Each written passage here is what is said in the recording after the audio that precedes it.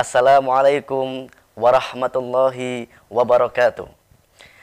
Alhamdulillah, alhamdulillahilladzi arsala rasulahu bil huda wa dinil haq liyudhhirahu 'alad dini kullih wa kafa billahi syahida. Asyhadu an la ilaha illallah wahdahu la syarikalah wa asyhadu anna Muhammadan abduhu wa rasuluh.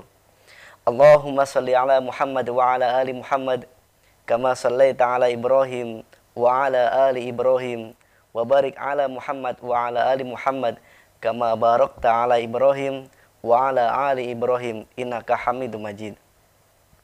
Puji syukur marilah kita ucapkan kehadirat Allah Subhanahu wa taala yang telah memberikan kita nikmat iman, nikmat sehat jasmani maupun rohani, sehingga pada kesempatan yang sangat mulia ini kita masih dapat melaksanakan perintah Allah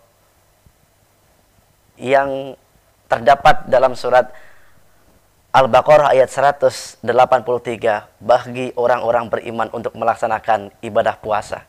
Salawat dan salam semoga tetap Allah curahkan kepada baginda Nabi Muhammad sallallahu alaihi wasallam yang telah memberikan kepada kita tuntunan, kepada kita risalah, suatu pesan yang mana sampai saat ini kita bisa mengikuti jejak-jejak beliau sehingga kita tetap dalam ajaran-ajaran yang diperintahkan oleh Allah Subhanahu wa taala. Anak-anakku, siswa-siswi SD Muhammadiyah 8 yang dibanggakan, yang kami banggakan dan dimuliakan Allah Subhanahu wa taala. Tentunya pada kesempatan bulan Ramadan ini kita patut bersyukur di dalam situasi yang seperti ini kita masih dapat melaksanakan kewajiban kita dalam melaksanakan ibadah di bulan suci Ramadan ini. Anak-anakku yang kami banggakan, pada kesempatan ini kita akan belajar tentang bagaimana keutamaan dan ketentuan di dalam melaksanakan sholat tarawih. Anak-anakku yang kami banggakan, sholat tarawih, di dalam pelaksanaan sholat tarawih ini tentunya memiliki keutamaan-keutamaan yang perlu kita fahami. Karena ketika kita sudah memahami tentang keutamaan-keutamaan sholat tarawih, maka di dalam pelaksanaannya atau di dalam melaksanakan ibadah sholat tarawih, kita bisa khusyuk, bisa melaksanakan ibadah sholat tarawih sesuai perintah Allah, sesuai yang diajarkan oleh Nabi Muhammad SAW. Adapun keutamaan-keutamaannya adalah pertama, dalam riwayat Bukhari Muslim telah disampaikan man qama Ramadanan imanan wa ihtisaban ghufira lahu ma taqaddama min dhanbi. Di dalam hadis ini memiliki suatu pesan, terdapat suatu pesan yang mana hikmah atau keutamaan di dalam kita melaksanakan ibadah salat tarawih ini, salah satu keutamaannya adalah yang ada dalam makna hadis ini, yang artinya barang siapa yang melaksanakan qiyamul lail, siapa yang mendirikan qiyamul lail pada bulan suci Ramadan dengan penuh keimanan dan juga mengharap ridho atau mengharap pahala dari Allah Subhanahu wa taala, maka Allah akan hapus dosanya, dosa-dosa yang telah lalu akan dihapus. Allah akan hapus dosa-dosa kita. Tetapi dengan syarat apa? Ketika kita ingin mendapatkan penghapusan dosa-dosa itu, syaratnya adalah yang pertama, kita harus iman, harus percaya, yakin di dalam melaksanakan sholat tarawih. Yang kedua apa? Mengharap ridho dari Allah. Kalau kita tidak meyakini, kita tidak menata niat kita untuk mengharap ridho Allah, maka bagaimana mungkin kita akan mendapatkan pahala Allah? Jangan sampai kita kemudian berangkat ke masjid untuk melaksanakan sholat tarawih dengan tujuan untuk kita bertemu dengan teman-temannya, bermain rame-rame di masjid. Jangan sampai. Maka untuk mendapatkan pahala di dalam melaksanakan sholat tarawih, perlu kita tata niat kita, perlu kita yakinkan niat kita supaya kita mendapatkan pahala dan terhapus dosa kita yang telah lalu. Yang kedua adalah ketika kita melaksanakan sholat tarawih, kita akan mendapatkan pahala sholat berjamaah. Sholat tarawih disunahkan untuk dilaksanakan secara berjamaah. Namun anak-anakku, dalam kondisi yang seperti ini, maka kami menghimbau untuk yang di masjid dekat rumahnya ada melaksanakan sholat tarawih, silahkan kalian mengikuti. Tapi jika tidak ada, silahkan untuk melaksanakan di rumah masing-masing. Pahalanya sama, yaitu dihitung pahala sholat berjamaah. Yang ketiga adalah meningkatkan silaturahim. Ketika kita melaksanakan sholat tarawih, silaturahim kita akan terpupuk, ukhuwah Islamiyah juga akan terjaga. Karena apa? Karena seluruh umat muslim berkumpul bersama melaksanakan sholat berjamaah, bersujud bersama dengan tujuan yang sama juga. Anak-anakku yang kami muliakan, yang keempat adalah menyehatkan jasmani dan rohani kita. Tentunya di dalam gerakan-gerakan sholat tarawih itu memiliki gerakan-gerakan yang menyehatkan. Setiap gerakan-gerakannya merupakan gerakan-gerakan yang tentunya dapat mengolah fisik kita, sehingga kesehatan kita tetap terjaga. Yang terakhir, di dalam keutamaan sholat tarawih ini adalah di mana kita mendapatkan pembelajaran. Sholat tarawih itu dilaksanakan hanya ketika di bulan suci Ramadan. Tetapi di bulan-bulan yang lain, selain bulan suci Ramadan, bulan Ramadan ya, maka itu disebut dengan sholat lail atau sholat malam. Nah, ini perlu kita pahami. Sehingga apa? Sholat tarawih ini keutamaannya apa? Keutamaannya adalah pembelajaran bagi kita untuk melaksanakan sholat malam di luar bulan suci Ramadan. Termasuk puasa ini juga pembelajaran. Nah, semua yang ada di dalam bulan suci Ramadan ini adalah suatu pembelajaran bagi kita untuk melakukan atau melaksanakan nantinya di luar bulan suci Ramadan. Bulan suci Ramadan atau bulan pembelajaran bagi kita. Nah, berikut adalah beberapa keutamaan-keutamaan di dalam sholat tarawih. Sekarang kita akan belajar tentang bagaimana ketentuan di dalam melaksanakan sholat tarawih.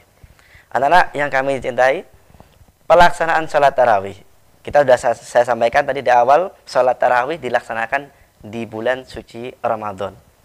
Selainnya atau di luar bulan suci Ramadan disebut dengan sholat lail atau sholat malam. Adapun pelaksanaan sholat tarawih atau waktu yang afdolnya itu adalah di tengah malam. Akan tetapi bagaimana jika kemudian kita melaksanakan di awal malam? Tidak apa ya, waktu sholat tarawih dilaksanakan di awal malam tidak mengapa, karena untuk mengharap pahala berjamaahnya itu tadi. Adapun Nabi Muhammad SAW di dalam pelaksanaannya yaitu melaksanakan di tengah malam. Dalam hadis riwayat Muslim nomor 749, Ibnu Umar radhiyallahu anhu mengatakan dalam sebuah hadis, "Sholatul lail masna masna." Salat malam itu 2 rakaat. Fa idza khashira ahadakumul fajra falyatraq atal wahidah. Akan tetapi di dalam pelaksanaan salat tarawih ini ya, jika kemudian kita sudah melaksanakan salat lail atau salat tarawih, kemudian kita khawatir akan datangnya salat waktu fajar, maka kita boleh menutup 1 rakaat. Nah, 1 rakaat ini yang disebut dengan salat witir. Nah, jadi dalam pelaksanaannya Nabi Muhammad SAW yang disampaikan oleh Ibnu Umar radhiyallahu an, maka Nabi melaksanakan 2 rakaat salam sampai 4 kali, maka keseluruhannya sejumlah 8 rakaat. Kemudian ditutup witir. Witir itu adalah ganjil, yang ganjil. Jadi boleh 1, boleh 3, kemudian 4, kemudian 5. Nah, itu. Jadi salat yang dilakukan dengan hitungan yang ganjil. Nah, tetapi di dalam pelaksanaan salat witir itu tidak menggunakan tahiyatul awal. Ya, jadi langsung misal 3 rakaat, maka kita melaksanakan 3 rakaat langsung tahiyatul akhir. Nah, itu pelaksanaan Nabi Muhammad SAW sering melakukan itu tadi. Nah, adapun hadis yang kedua, ya, Sayyidina Aisyah radhiyallahu an dalam sebuah hadis mengatakan ketika ditanya oleh para sahabat tentang bagaimana sholatnya Nabi Muhammad SAW di malam hari. Nah, ini nanti kita bisa gunakan sebagai perbandingan hadis yang pertama dan kedua. Nah, suatu saat sahabat bertanya kepada Aisyah, bagaimana sholatnya Nabi Muhammad ketika di malam hari? Bagaimana Aisyah menjawab? Aisyah menjawab, Nabi Muhammad SAW ketika Aisyah tadi ditanya tentang bagaimana sholatnya Nabi Muhammad di malam hari, Aisyah menjawab, jangan kau tanyakan bagaimana bagus dan panjangnya bacaan Nabi Muhammad SAW. Aisyah mengatakan seperti itu karena memang Aisyah yang lebih paham, Aisyah mengerti bagaimana bacaannya Nabi Muhammad SAW ketika sholat. Ketika sholat, Nabi Muhammad di rakaat pertama Al-Baqarah sampai selesai, ayat 1 sampai selesai itu. Kemudian dilanjut An-Nisa. Nah, suatu ketika di 3 hari pertama di bulan suci Ramadan, Rasulullah SAW melaksanakan sholat tarawih di tengah malam waktunya di masjid. Ketika itu diikuti para sahabat. Hanya 3 hari di bulan suci Ramadan di tengah malam diikuti oleh para sahabat. Sahabat mengikuti sholat di masjid, sholat berjamaah, sholat tarawih. Kemudian ketika Al-Baqarah selesai, kemudian Nabi Muhammad melanjutkan bacaannya surat An-Nisa. Nah, begitu panjangnya, begitu bagusnya, maka sampai kakinya sampai bengkak. Itulah Nabi Muhammad, padahal beliau adalah orang yang maksum, orang yang ampunkan dosanya, tetapi sholatnya sangat luar biasa.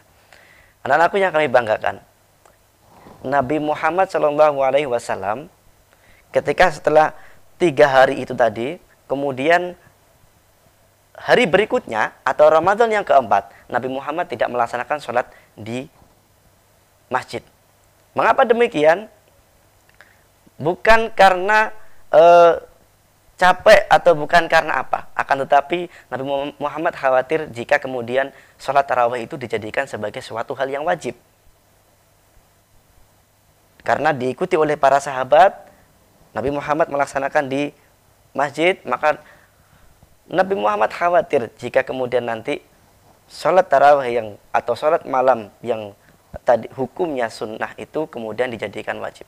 Nabi Muhammad sayang kepada umatnya, Nabi Muhammad khawatir kepada umatnya, maka Nabi Muhammad berusaha untuk bagaimana umatnya Nabi Muhammad ini nanti bisa beribadah dengan khusyuk.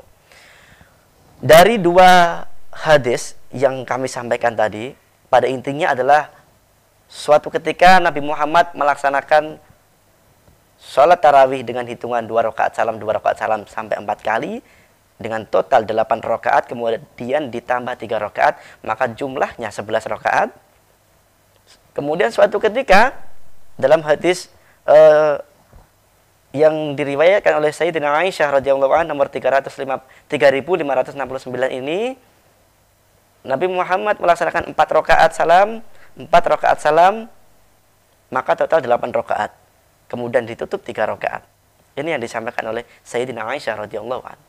Untuk itu, anak-anakku, di dalam pelaksanaan atau ketentuan sholat tarawih, di mana ini untuk pembelajaran kita, baik di bulan suci Ramadan ini, kemudian maupun di luar bulan suci Ramadan, maka tentunya kita perlu memahami bagaimana ketentuan-ketentuan ini agar kita mendapatkan pahala dari Allah Subhanahu wa taala. Apalagi yang utama yang dilaksanakan di bulan suci Ramadan ini, pahala penghapusan dosa.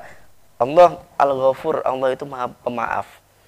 Dosa-dosa kita yang telah kita lakukan di tahun-tahun yang lalu itu akan dihapus oleh Allah Subhanahu wa taala.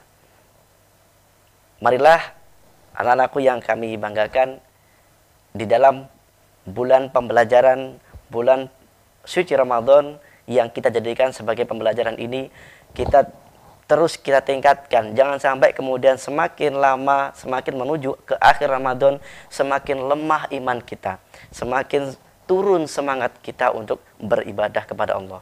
Marilah kita gunakan momen-momen ini, sehingga di luar bulan suci Ramadan kita terbiasa melaksanakan ibadah yang diperintahkan oleh Allah Subhanahu wa ta'ala. Demikian anak-anakku yang kami banggakan dan kami sayangi. Semoga apa yang menjadi pembelajaran kita pada saat ini bisa kita ambil hikmah di dalam pembelajaran ini, sehingga kita bisa melaksanakan ibadah apapun itu, ibadah yang dituntunkan, diajarkan oleh Nabi Muhammad dan diperintahkan oleh Allah Subhanahu wa taala dengan khusyuk, dengan penuh keikhlasan dan berharap pahala dari Allah Subhanahu wa taala. Ihdinas siratal mustaqim. Assalamualaikum warahmatullahi wabarakatuh.